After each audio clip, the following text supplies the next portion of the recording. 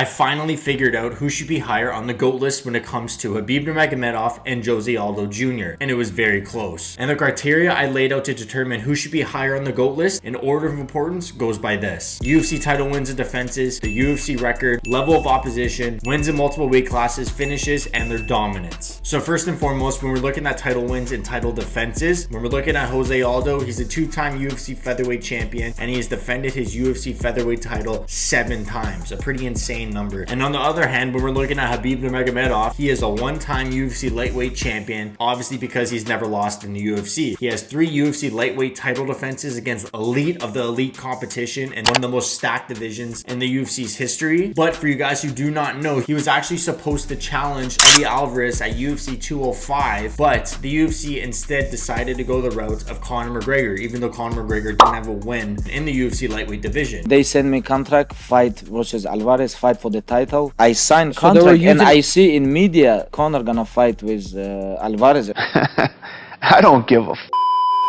And after that UFC 205 win against Eddie Alvarez, Conor McGregor, that still remains his only UFC lightweight win. So if we pretend that Khabib, deservedly so, actually got the title shot at UFC 205, unless you think somehow Eddie Alvarez was going to beat Khabib Nurmagomedov that night, crazy, and we pretend that the rest of his UFC career was all title defenses, he would have, by the time he retired, 5 title defenses. A very respectful number, a very dominant record. And that's just something I had to say, and we have to take in with a grain of salt before we make our end decision of who should be higher on the GOAT list towards the end of this video. But for right now, we obviously have to give the edge to Jose Aldo Jr. because this isn't about what ifs, this is about real stats. So right now, Jose Aldo gets the decision. And transitioning to their UFC records in itself, Jose Aldo, he has had 19 UFC fights, 13 wins, and 6 losses. Out of his 13 wins, 9 came via decision, and he had 4 finishes. But Mendes reconnects and he's free. And however, out of his 6 losses, 2 came via decision, with one of those being a split decision against Marlon Moraes. And a lot of people, a lot of MMA media members think that Marlon Moraes actually lost that fight. But then again, it's in the past and it's already set in stone. Jose Aldo lost that fight, so it counts towards his record. And that's also very crucial to note that Jose Aldo actually has competed in 2 UFC weight classes. We all know he was a UFC featherweight champion, and now he is competing in the bantamweight division. Both the bantamweight and the featherweight divisions are very stacked, and Jose Aldo ended up losing a couple fights against elite competition in both weight classes and some of the best fighters to ever walk this earth. And since Jose Aldo took on that extra risk of competing in different weight classes, he earns extra brownie points, unlike Khabib sticking to the lightweight division. And since Aldo took that risk in fighting at a lower weight class, even though it isn't as risky as going up a weight class and obviously fighting bigger opponents, he still deserves some brownie points at least. And of course, when we're looking at Khabib's UFC record, we all know he is undefeated 13-0, a very dominant 13-0. And out of his 13 wins, he had 6 decision victories and finished his opponents 7 times. However, it is widely believed by many MMA fans out there, casual MMA fans out there, that Khabib actually lost to Gleison Tibau for some reason, even though all 3 judges on the scorecard gave the fight to Khabib. So when it comes to who gets the edge when comparing their UFC records, I have to give it to Khabib Nurmagomedov. Even though he has fought 6 less times than Jose Aldo Jr., I do not think that if Khabib fought 6 more times, he would lose 6 fights in a row. It doesn't make sense. The guy who's only lost 2 rounds in a 29 fight career, you think he would just all of a sudden lose 6 fights in a row, even if it's against the most elite competition in the world in the lightweight division right now? It just doesn't make sense. And I really do think that Khabib has the better resume when it comes to his UFC record. And we're looking at the level of opposition between these 2 fighters. Jose Aldo, he has a respectful 2 decision victories over Frankie Edgar, a former lightweight champ with 3 title defenses and also challenged for a title 3 times at featherweight. And Aldo also has knocked out and has had 1 decision victory against Chad Mendes, and Chad Mendes, we all know, has challenged for a title 3 times at featherweight. 10 seconds. Oh, he's hurt. Could he finish him here?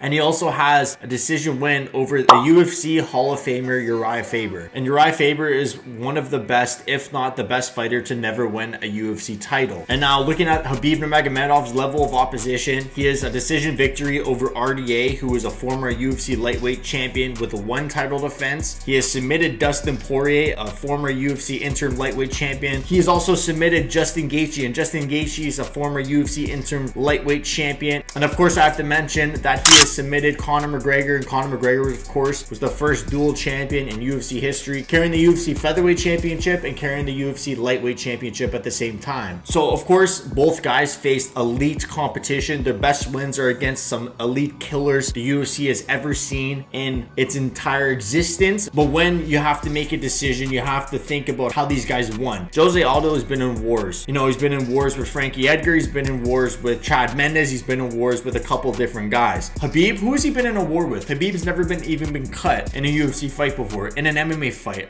If he was fighting a bear, he still wouldn't even get cut. The bear would be the one that was bleeding.